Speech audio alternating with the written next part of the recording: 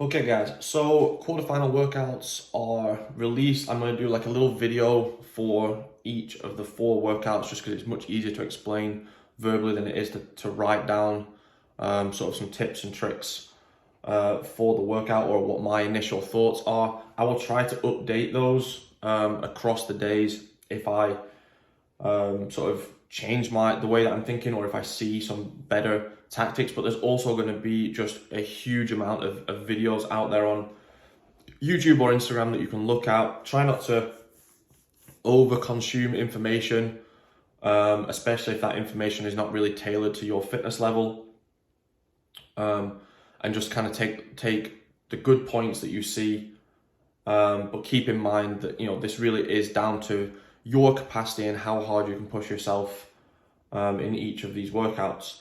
The first one, it's an interesting one. I think a lot of tactics are involved, and it would definitely be worth I think this is one of the ones that will be worth a repeat just because of that tactical element. So we have those 5 days to do the workouts. I would suggest getting this one done first, and you have the opportunity to repeat on Saturday if you feel like you need to. But we've got those 3 different working stations, and for me, if you look at those, the snatches is where you can gain probably the least reps per minute. I think that the rep is the slowest rep, especially with that barbell bouncing around a little bit. And if you pushed it all the way up to where you would get the same amount on that as you would for the rowing, I think it would take too much away from the rowing. The rowing, I think, especially for the boys, is where you can gain the most reps out of those 3 minutes. And for the girls, it's an interesting one. Potentially, a lot of the girls seem to handle the dumbbells better than the boys. So I would say maybe the final minute is where the girls can make up the most time. But let's say for the snatches, you're getting somewhere in that 10 to maybe 13. I think 15 would be a big push to maintain that across all the sets. So maybe that 10 to 13 range. The rowing for the boys, I think you need to be looking at 20 plus. You can really work for the full minute on the rowing machine. So getting yourself on the rowing machine as soon as that minute starts and using it all the way up until the 60-second mark to really utilize that minute and the reps that are available there.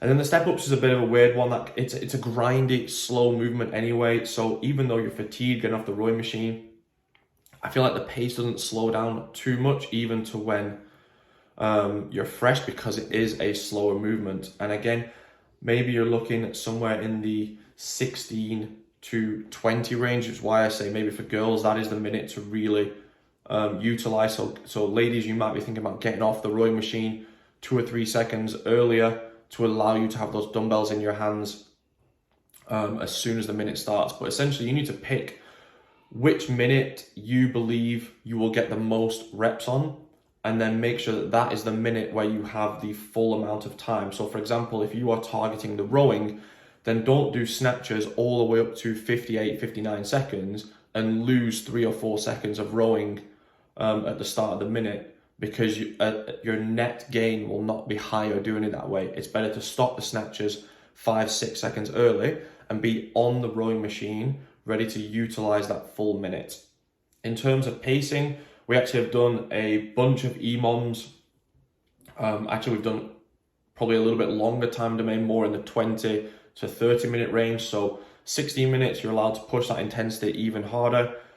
There shouldn't be a huge drop off over 4 rounds. There potentially will be a small drop off just because of course you're going to fatigue, but really try to start at a pretty hard pace and work your ass off to maintain that in rounds 3 and 4. So pushing hard in rounds 1 and 2 and really working to maintain in rounds 3 and 4. But it's just in general, it is just a push hard, try to sustain, and be smart with where you allocate the most time of each minute.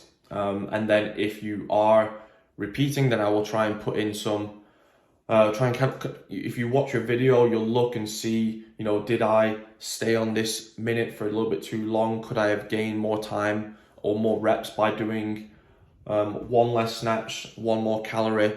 But those sort of things you can think about afterwards. So for now, just thinking about getting into this workout, getting yourself really warm. If you're doing it at the start of the day, getting the heart rate going, because the heart rate is going to go very high with that combination of barbell cycling and the cardio machine. And then just pushing yourself hard and trying to sustain that one. So good luck with this one, guys. Again, like I said, I will try to get more information on how to attack this one if I see people doing the workout over the next day or two, and I will put any of that into the program where I see fit. But good luck.